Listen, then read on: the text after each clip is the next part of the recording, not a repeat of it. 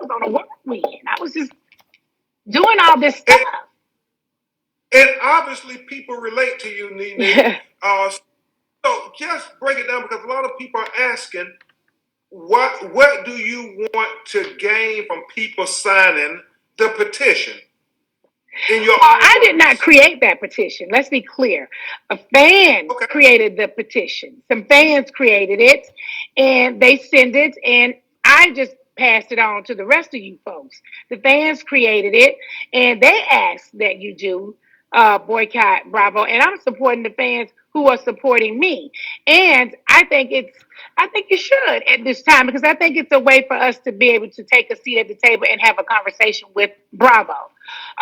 The what I want from Bravo is for them to sit down with me and my representatives and have a conversation.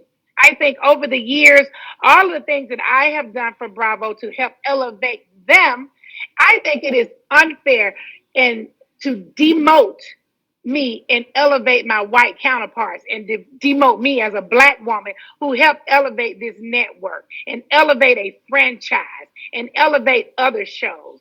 But because before I stepped onto the scene of Real Housewives of Atlanta, I helped elevate the entire franchise.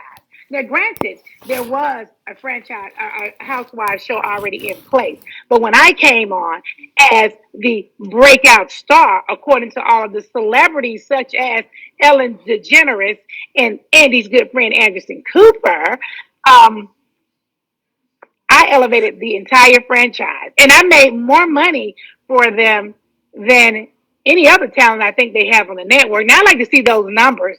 If they have some numbers to say that there was another talent that made more money for them, I'd like to see that.